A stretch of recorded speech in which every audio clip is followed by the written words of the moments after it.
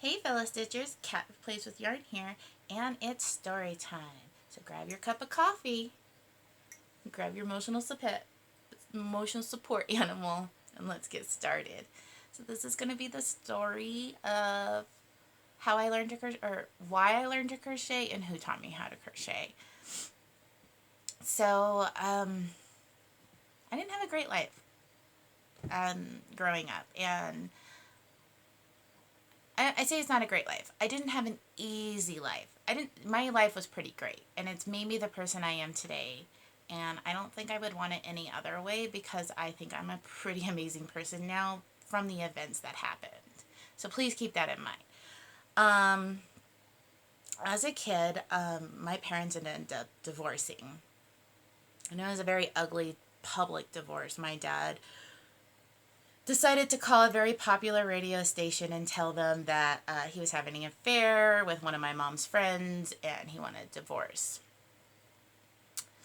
And from the divorce, we ended up losing our house and becoming homeless.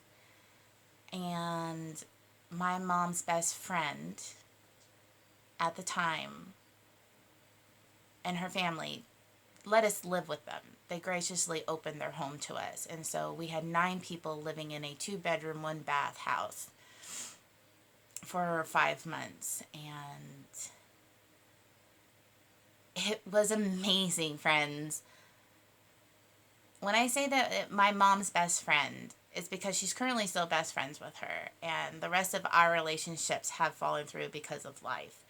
But at the time, everyone were best friends with everyone. So my mom was best friends with the mom, my brother was best friends with the older sibling, my sister was friends with the younger sibling, and I was best friends with the middle sibling. So like everyone had a best friend within the family. So it never felt like an individual, like we were intruding on their lives.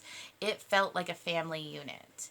And for the longest time, I mean, for like 7 years, they were we were family. So I sit there and say that, yeah, I didn't get taught by who you would typically would think, no one in the family, but she is family, and at the time she was family. So my the lady who taught me how to crochet, her name was Elaine, and she was a very frail old lady when I learned to crochet at the age of 7. Now, she was my mom's best friend's husband's mother. And she amazed me because I wish I was as blunt and forward as her some days. Let's just put it that way. From the divorce, I was a very bitter, angry child. Okay, for some reason, I had it in my head that things were owed to me, that my life should be better, and I was angry about it. And I definitely took it out on my family and on my friends and stuff. And this old woman, bless her soul, like seriously, she's like, "Why are you so mad? What happened to you that made you so mad?" And I couldn't tell her. And she's like, "You need an outlet." And she just like she just opened her purse, pulled out a skein of yarn, pulled out a spare hook, a Sally hook. In fact, I still have that hook. um, and she's like, "Do you like to do crafts?" And I was like, "Yes, I love to do crafts. What are you doing?" And she's like, "I'm going to teach you something that has helped me for when times when I can't find the answer, or if I'm angry and I don't know what to do and I feel anxious and my hands are shaking." She's like, "I want you to pick up this piece of string and this hook, and I just want you to make knots, make loops." And so we made this chain. We made this huge, long, hundreds of chains on this skein of yarn. And she pointed out on how everything was looped together, just like a family unit. And when one person took that string and would pull it, it would destroy what we created or what we were working towards.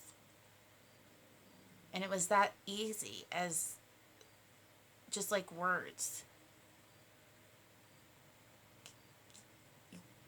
One word could just take something you've worked so hard for and destroy it.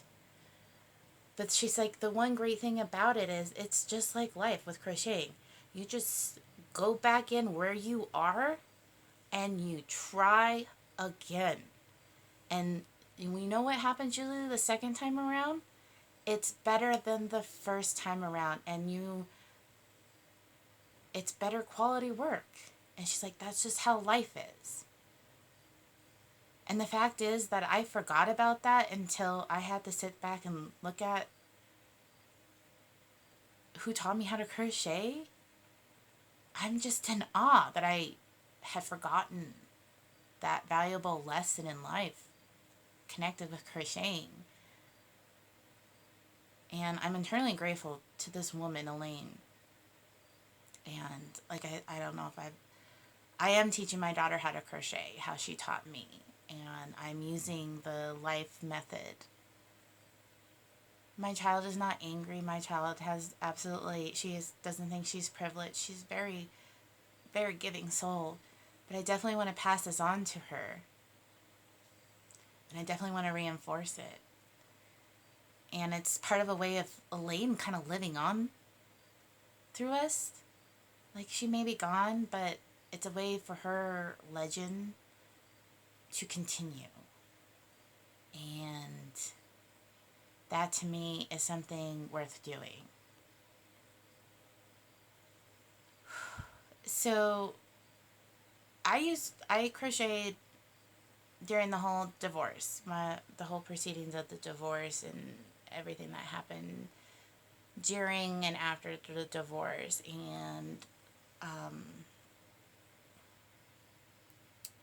I quit crocheting for a while because I became an adult and I was forced to adult. Let's just put it that way. I was forced to adult at a very young age, and I ended up having to put down the crocheting and just work. And I did not crochet for, I think, 8 years, friends. And just recently I just picked up the hook because of my ordeal I went through. And like I said, I don't want to stop, and I don't know why I stopped. And the fact that I did not put 2 and 2 together till now, just brain fart. So we'll go ahead and leave this as it is. It's a very short video, and no, it's not very interesting. Again, it's a long story for such a thing of crochet. But I think it's important that we learn about the people we learn to crochet from. And I want to hear your stories. I really do. I'm absolutely blown away about the kindness and the fact that a lot of us have experienced such tragic or dramatic things in our life, and how we use crocheting as our meditation or as our way to express ourselves. And I think it's important that we definitely share that moment. So thank you. Again, thank you for your videos. And I'm going to go ahead and leave this with some more, everybody has a bad day. Everybody has hard times. And if you come across someone who is just angry and yelling at you for no apparent reason, and you're just like, what is wrong with you? Just remember, you don't know what battles they're going through, and to remind yourself that they're human and they're going through something probably, and to be kind. We don't know what other people's battles that they're battling, and it's none of our business, but we do need to support each other with kindness. We don't want to let's not bring each other down when we're already down. Don't judge someone because they're ugly for a day. You just say, I'm sorry for whatever you're going through. I'm here for you if you need to talk. Sometimes that's all they need to hear. So again, be the kindness you want to see in the world. You know, I was like, I want to see all the goodness in the world, and I want to be all this. And what am I waiting for? I have two hands, so I'm going to do the kindness that I want to see in the world. I'm putting my foot forward. Are you? Again, thanks for coming along, guys. I hope you like this video. I hope you stay along for the journey, because I think it's going to be fun. Till next time. Bye.